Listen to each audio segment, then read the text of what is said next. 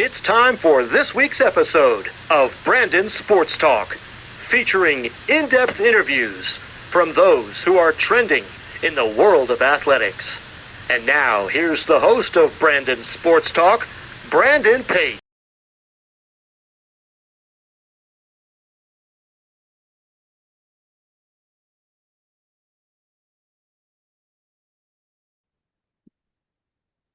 Welcome back to Brandon Sports Talk. In today's episode, I have the privilege of interviewing the Kennesaw State's head women's golf coach, Coach Erin Throne. How are you doing today? I'm doing good, thank you. How are you doing? I'm doing good.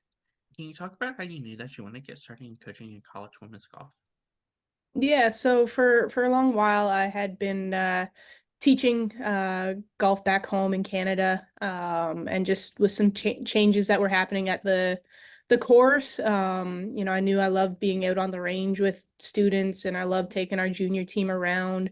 There was still a little bit of that lack of competitive or lack of commitment level with our junior team that I knew, from my own experiences of what it meant to be a college golfer and that sort of thing, that that's where I then took my direction career wise, to the college level, and able to get a grad assistant job for a year, which then led to some head coaching opportunities.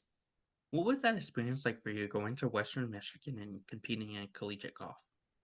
Yeah, it was awesome. I was, I think, the 12th junior from our club to go from this tiny little town in northern Ontario on a golf scholarship to the US. We've had more than 20 kids at this point, and now have three Division I head coaches, all out of our little club. So it was always something that was, out in front of me with the older juniors as to a path. But then I had a great time at Western Michigan, got to play in every single tournament, earned my way into the lineup. I had a great experience, which allowed me to go and chase my dream of trying to play professionally. What was that experience like putting on that uniform and representing them in that polo? Yeah, I mean it's special. Like it's still something that I hold so many dear memories, and stay in touch with my coach, and chat with her and that sort of thing. And even kind of one of the really special things that we have got to experience here is I've gotten to take them back to the tournament that my alma mater hosts, and our first trip back, we actually won it here. So I'm still pulling for them to do great things as a program out of Western Michigan, but obviously when we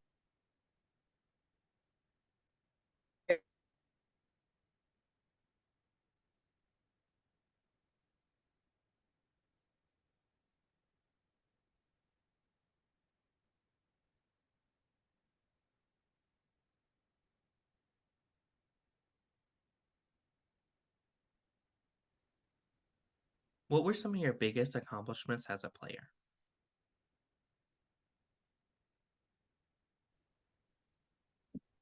during my college years, is that Mhm, what you're asking? mhm.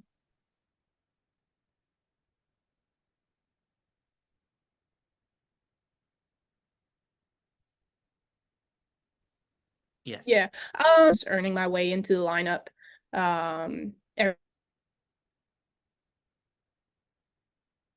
Every single, I think there's too many playing. I did leave the program at the point, with my name at or near the top of the record books a lot. So those are some of the accomplishments that I achieved during my time in Western Michigan. Of course, after your collegiate time, what was it like going into professional golf and playing for Canada?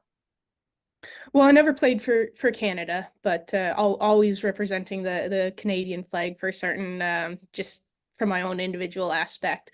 But it had always been a dream to play professionally. I mean, if we go back to my younger days, it might have started more with trying to figure out how to play professional hockey growing up as a Canadian. Also, basketball was a sport that I played growing up, and that sort of thing. So like I always had this desire to go and be a professional athlete, and really glad that I did. Again, I learned so much about myself. Didn't necessarily make the money to be able to stay out on tour, and so had to make that decision as to what was best career wise. But it's something that with all the kids that I have on the teams throughout the years, if they've got that goal, I encourage them no matter where their skill set is at. Obviously there's a big financial component to being able to go and do it, but go and give it a try because you just never know when everything kind of lines up and you take off and that sort of thing. So, I mean, I've definitely got no regrets, but it is a big financial burden to go and tackle that dream.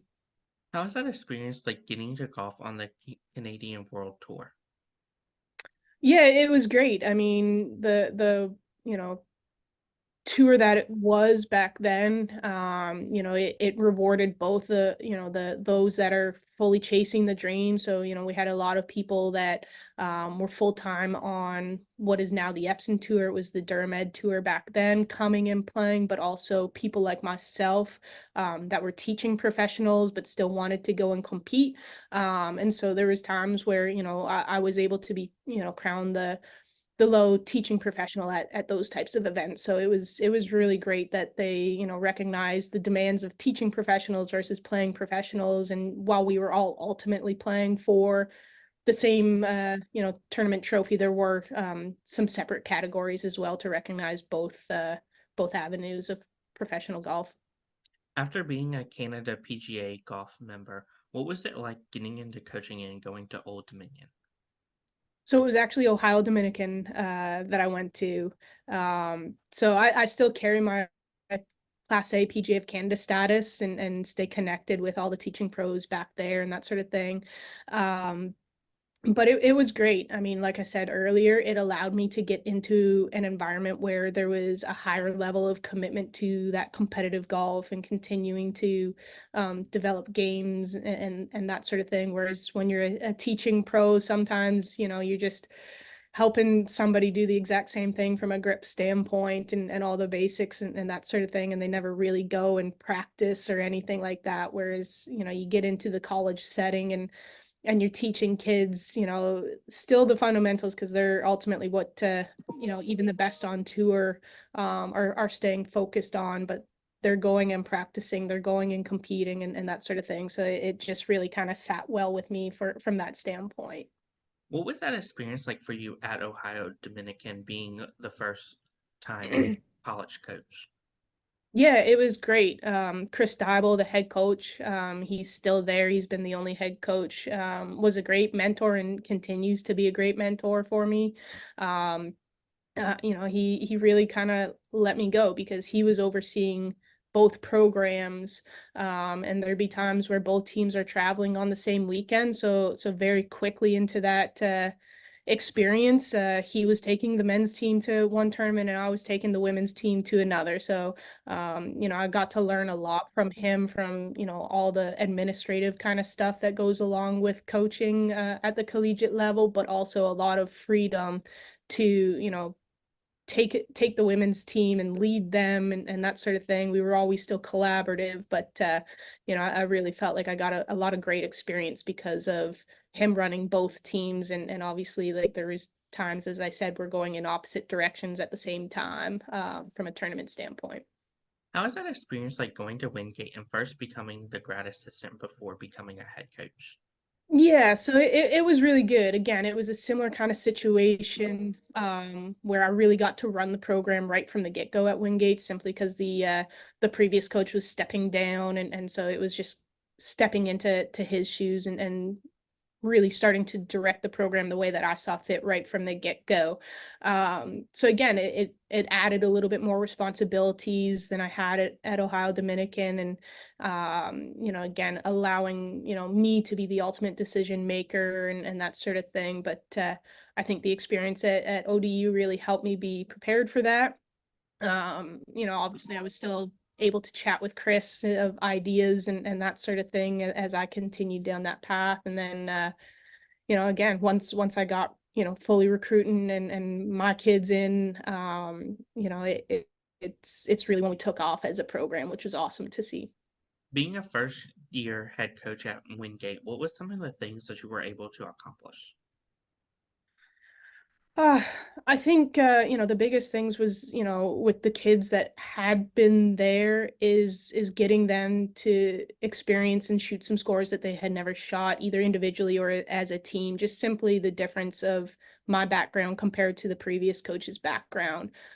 He was a great guy, but he was a basketball player and coach himself for most of his career, and just kind of in retirement had been asked to come back and coach the women's team at Wingate. So while he did play golf, he didn't necessarily coach golf.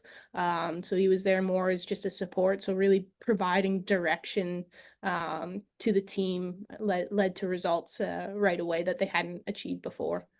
What was it like coming to Kennesaw State and becoming their head women's golf coach?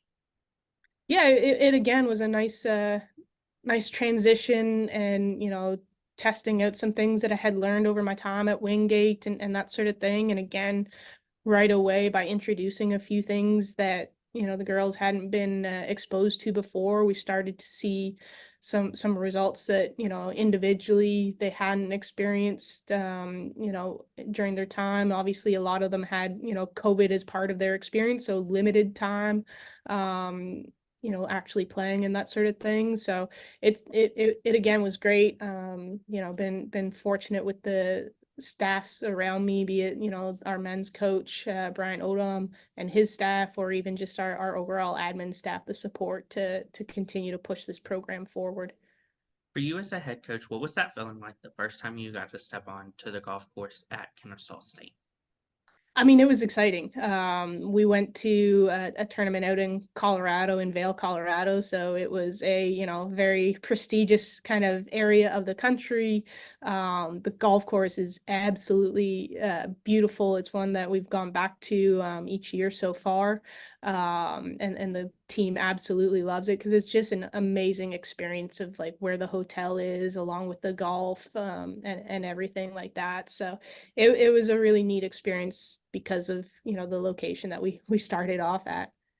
What has that feeling been like getting to put on that coaching polo for Kennesaw State versus when you were a golfer putting on your golf polo? Yeah, I mean, there's still obviously that competitive drive, and I want, the team to go and shoot well, and hope that, everything that we've done in practice leading up and practice rounds has prepared them to go and play great. Um, there's times where obviously, I can keep my emotions a little bit easier as a coach because I'm not the one actually hitting the shot. Um, but I still, want them to execute every single time and believe that they can execute every single time. So I think that's probably the biggest difference of being a coach versus being a player is probably just getting a little less tied into the emotional reaction of shots, both that go great and then also ones that go poorly. What does a typical golf tournament look like for you as the head coach? Yeah, so I think that's something that's evolving always, partly based on who's in the lineup, what tournament we're going to, but obviously there's most of our work is done in the practices leading up to the tournament and that sort of thing, and then the practice round is kind of our last hurrah, and at that point, you've hopefully passed on all the information and provided the environments to challenge the players' skill sets so that they're ready to go and execute. Some tournaments, it's walking an entire round with one kid each day, or a different kid each day. Sometimes it's walking shorter durations with all of the kids, or maybe it's being in specific positions where supporting each team member through that shot is important. So again, we've got a bunch of great players on the team. We know that they can execute, and it's really just a matter of providing the support during the tournament time that hopefully best suits them and best suits the entire group to then post a great team score. So for you as a head coach, what have been some of your biggest accomplishments at Kennesaw State as the head coach? Yeah, I mean, we're really trying to reset a lot of the records on the program standings. So we've done a number of either the 18 or 36 or 54 in my time. We're actually on pace right now to set the new team scoring average for the year. One of our players is on pace to set the individual scoring record for the year. So as we're hitting the road next week for our first spring tournament. We've got some things, in the works through our fall season that hopefully we can continue to put in the good work and achieve those things at the end. But yeah, I think, you look back, especially to the first year, and we had a number of kids get their first win. The team got a number of wins and that sort of thing. So, yeah, so those would be some of the good accomplishments so far. Can you talk about, of course, the culture that you've started to build for the women's golf program? Yeah, I mean the phrase, when a recruit asks me is that we're looking for caring competitors. And that's really what we're after here in building here. We want kids that, kind of can can push each other within practice and support each other in practice, but when we get into, qualifying to determine who's getting into the lineup, or even when we go to tournaments, I want each one of them to, want to come out on top and kind of look at their teammate and say, you know what, the friendship's on pause for the next 4 hours or so. And then afterwards, go and congratulate whomever shoots the best score. That's kind of the culture we're building here. Who are some of the teams that you typically compete against during these tournaments? Yeah, so the way college golf works, the typical teams is a tough one. I mean, you go and look at our schedule, and we're all over the country, and so is every other team. But some of the ones that are right up there within our conference that obviously come April will be really important to beat out and that sort of thing will be North Florida, Lipscomb, Florida Gulf Coast. Those types of schools have always seemed to be right in the running with us for the ASUN championship over the recent history. What is that experience like competing against teams like Lipscomb at Lipscomb's facility versus competing at your home facility against them? So again, it's a little bit different. We don't do head-to-head competitions in golf like the basketball teams or soccer teams do. We go to different locations throughout the country, and anywhere from 12 to 18 or more teams are competing at one time. So it's a little bit kind of different mindset of it's still really just us against the golf course, regardless of what tournament we're at, to play our best and just kind of go about it that way. What is that experience like getting to travel around the US and competing against some of these schools that normally conference teams won't play you?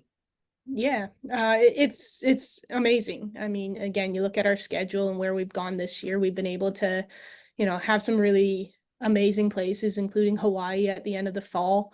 I'd never been to that state before, and so it was everything that, I had dreamed it up to be from a, experience of what Hawaii should be. But it also gives us a chance, for as international as our team is, to go and see, some pretty historical places as well, and just the beauty that this country has to offer all over. What does that recruitment process look like for those prospective student athletes? And as a head coach, what do you look at in those prospective student athletes?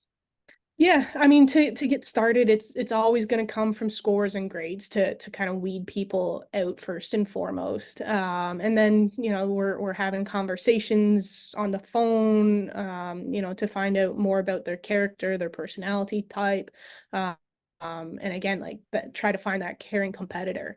Ultimately, we as coaches have to spend a lot of time around these kids, and they've got to spend a lot of time around us. So, like the big thing is finding people that fit that, can you keep pushing our program forward from a score standpoint, but also, people that I want to hang around with and people that want to hang around with me, is really the big piece. So, ultimately we try to get kids on visits and that sort of thing, but not always feasible when we're doing such international recruiting, and you just got to kind of trust through the phone calls and Zooms and that sort of thing that you've been able to figure out who they are as a person to bring them on board.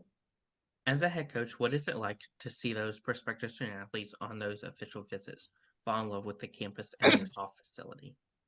Yeah, it's pretty cool, right? It's something that I always go back to as to why I said yes to this job opportunity of, our campus student population is over 45,000, which is just massive. We're third biggest in Georgia, but the footprint within our campus is rather small. Like you don't need a car to get from class to class, which I think is just awesome, right?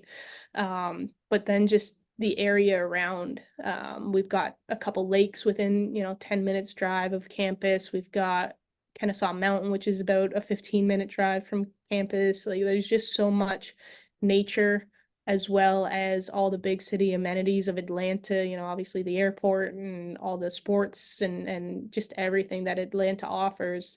It is really cool to have like so much of the variety right here for us. As a head coach, what is it like seeing those freshmen put on that Kennesaw State golf polo for the first time? Yeah, it's awesome, right? It's a dream come true for many of them to, finally get to that point of playing college golf and that sort of thing. So, they're generally pretty excited, a little bit nervous, and then when they go and play great, like you look at our two freshmen this year, Sabrina started off her college career by shooting 2 under the first time she put on the black and gold, and then Ella round two was 1 under. So I mean, it's again they've got the skill right away to dive in and shoot great scores, and they've got the confidence to do that, and so again just dealing with those excitements or nerves or whatever, they've done a good job with it. What is it like getting to see those freshmen achieve those big milestones in their careers? Yeah, I mean, obviously it doesn't always happen within the freshman year and that sort of thing, but it's something that we talk about. But they all put a lot of hard work, whether they're freshman or fifth year senior, which we've got the range on for our team this year.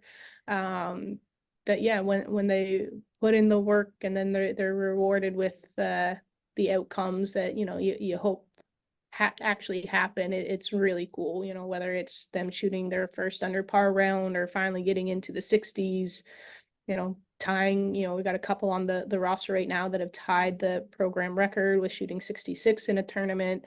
The first win, whatever it is, it's really cool no matter what year it happens in. What's it like as a head coach seeing those seniors put on that last golf polo and their first professional golf polo?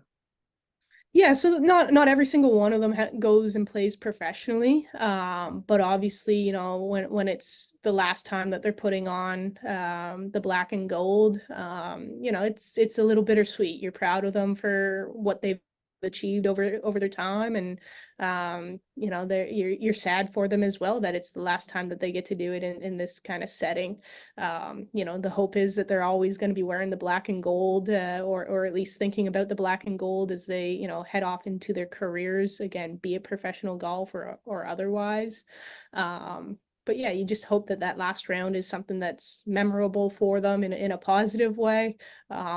Ultimately, no matter what they shoot that last time out, like you're just proud of them for dealing with everything that being a college student athlete throws at you. As a head coach, what is it like seeing those players go on into the professional circuit and take the things that you taught them? Yeah, so again, like I've had a couple at Wingate that have gone and tried, and it's awesome. It's like I said before, it's something if they've still got that goal by the time they're graduating, I encourage it and share with them. We do have a former owl that I did not coach that I've connected with that's out on the Epson tour, that continue to chat with and cheer for and support. And she's still so proud of having worn the black and gold for a little bit of time, that you're just excited. Again, even though I never coached her, I'm still cheering for her all the time when she's teeing it up in tournaments. So What are some of your future plans for Kennesaw State's women's golf program? yeah, I mean, my hope is that we're building into being one of the premier mid majors, right? We've got some work to do to, move up the rankings from that standpoint. But again, like I said earlier, like we're making those strides, we'll continue to put in the hard work, but like I said, we're on pace to break our program record, and not just clip it by a little bit, but by a couple shots, which, from when you think of average and four people's scores counting, like a couple shots is a big deal.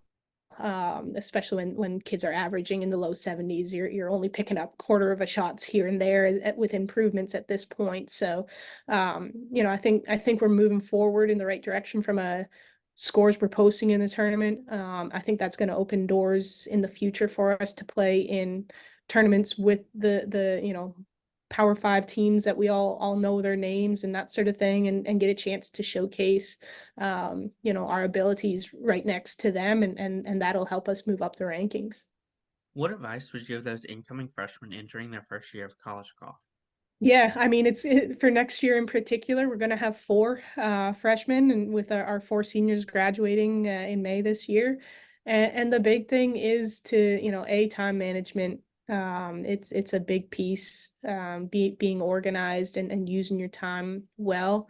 But also, again, it's more that emotional growth of, understanding what a good shot actually is, what a bad shot actually is, how your emotions then impact you as you move forward, and just know that one bad day doesn't make an indictment on you being a poor golfer, and one great day doesn't make you the all-star to head off to the tour quite yet. But we'll take all of it in stride, and keep working towards those ultimate goals. What advice would you give those seniors that are looking to go play on the tour, whether it's the LPGA tour or even European tour? Yeah, that everybody's time to know whether it's going to come to fruition or not is so narrow, right? The abilities of everybody that makes that decision are so high that it really does come down to luck. Things just bouncing your way at the right time. So, if you truly have that goal, sticking with it. Obviously, like I said, the financial burden is tough on the women's side compared to the men, but if you've got that goal, stick with it, because you just never know when it all lines up. What advice would you give those college athletes looking to get into college coaching just like you have? I would say just have your eyes and ears open to all the opportunities. So, I mean, I played Division I golf. I started coaching at the Division II level. That there's still a lot of good golf no matter what level you're at. And being able to pass on information doesn't just have to come at the Division I level. There's a lot of good players that go Division II, Division III, that are going to be open to getting better and being coached, and that sort of thing, that don't just get stuck in the idea that Division I or nothing from a coaching standpoint. What advice would you give those future head coaches looking to build their own program and build their own legacy? I mean, I feel like I'm still trying to do that myself. I don't know that I'm quite there to provide advice, but I think just continuing to refine who you are and your values, and make certain that the recruits and team members know this is how you want to build the program around, and that sort of thing. So That's great advice. Where can my listeners find you at on social media along with the Kennesaw State's women's golf program? yeah. So Instagram is definitely the best for myself, and it's a little bit of a long one. It's et.golf_Kennesaw State WG. And then our team account is KSU_W golf. So yeah, a little bit of long ones, but they're there. Thank you again, Coach Erin Throne, for your interview, and best of luck in your future at Kennesaw State as the head women's golf coach. Yeah, thank you. You can find Brandon Sports Talk on Instagram at Brandon Sports Talk, Twitter at Talk_Brandon, and you can find me on YouTube at Brandon Sports Talk. Don't forget to like, comment, and subscribe. Thank you again, Coach, for your interview, and best of luck in your future. Thank you. You've been watching Brandon Sports Talk. Please feel free to like, share, and subscribe to Brandon Sports Talk on social media and on YouTube.